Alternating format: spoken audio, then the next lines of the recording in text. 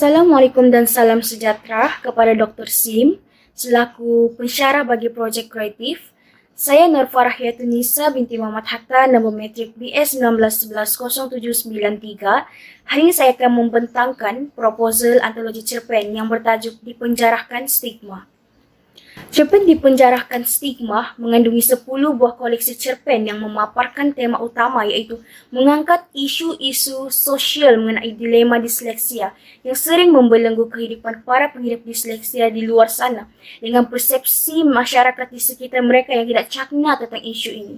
Bukan itu saja, penghasilan cerpen Dipenjarahkan Stigma memberi kesedaran kepada mentaliti masyarakat normal di luar sana supaya tidak menilai manusia pada mata yang memandang semata-mata. Sebaliknya, bagaimana respon yang sewajarnya mereka berikan kepada para pengidap disleksia bahwa mereka juga mempunyai peluang merdeka ke atas diri dan hak mereka sendiri. Cerpen Dipenjarahkan Stigma ini mengisahkan tentang seorang gadis bernama Mehling, pengidap disleksia yang sering menjadi mangsa buli oleh rakan-rakan sekelasnya. Anak berdarah Cina ini sering dipinggirkan pada bangsa dan agamanya serta kesukarannya dalam mengikuti dan pembelajaran di sekolah menyebabkan anak gadis ini sering dilabel sebagai anak yang bodoh, lembab dan tidak berguna. Seterusnya kita beralih kepada pengenalan bagi cerpen ini di mana pengarang memilih tajuk Dipenjarahkan Stigma sebagai tajuk utama dalam penghasilan antologi cerpen. Bukan itu saja, pengarang memilih cerpen di mana cerpen mengandungi cerita-cerita pendek yang memaparkan atau mencerminkan realiti kehidupan masyarakat kini dengan mesej-mesej yang mudah difahami oleh semua golongan masyarakat. Bukan itu saja, matlamat utama penghasilan cerpen ini adalah memberi kesedaran kepada masyarakat di luar sana dan mendidik nilai kemanusiaan dalam diri masyarakat dalam memberi respon yang sewajarnya kepada para pengidap disleksia atau masyarakat yang memerlukan bantuan. Seterusnya adalah permasalahan karya di mana terdapat segelintir masyarakat yang tidak cakna tentang isu disleksia ini.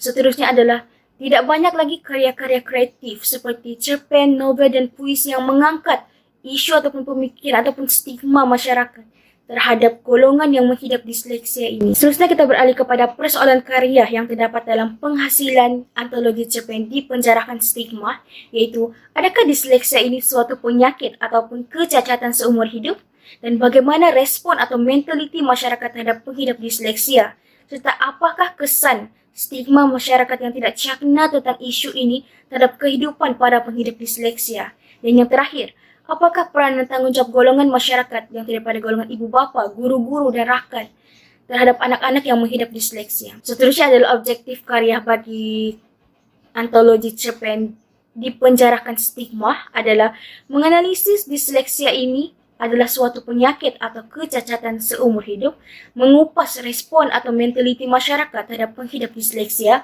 mengenal pasti kesan stigma masyarakat yang tidak cakna tentang isu ini, serta menjelaskan peranan dan tanggung jawab golongan masyarakat yang daripada golongan ibu bapa, guru, rakan. Bukan itu saja, latar karya yang digunakan oleh pengarang dalam penghasilan cerpen ini adalah golongan ibu bapa yang mewakili masyarakat yang sangat dekat dengan anak-anak, serta golongan guru-guru yang dianggap sebagai golongan berpendidikan yang mampu membantu anak-anak mengatasi disleksia ini ketika di sekolah. Terusnya beralih kepada sorotan karya di mana pengarang diinspirasikan melalui filem Hindi yang bertajuk Tarikh Zaman Par, lakonan dan arahan Amir Khan pada tahun 2007. Bukan itu saja, novel karya Yunita Tridamayanti yang bertajuk Cinta Setengah Hati juga memberi inspirasi kepada pengarang dalam penghasilan antologi cerpen Dipenjarahkan Stigma, di mana dalam novel ini ia mengangkat tema tentang perjuangan seorang ibu dalam memperjuangkan atau melindungi anak-anak yang menghidap disleksia. Terusnya kita beralih kepada metodologi kajian, di mana pengarang menggunakan kaedah kualitatif sebagai kaedah utama dalam penghasilan antologi cerpen Dipenjarahkan Stigma, di mana melalui kaedah kualitatif ini, pengarang akan membongkar tema-tema dan naratif plot yang terkandung dalam penghasilan karya kreatif ini.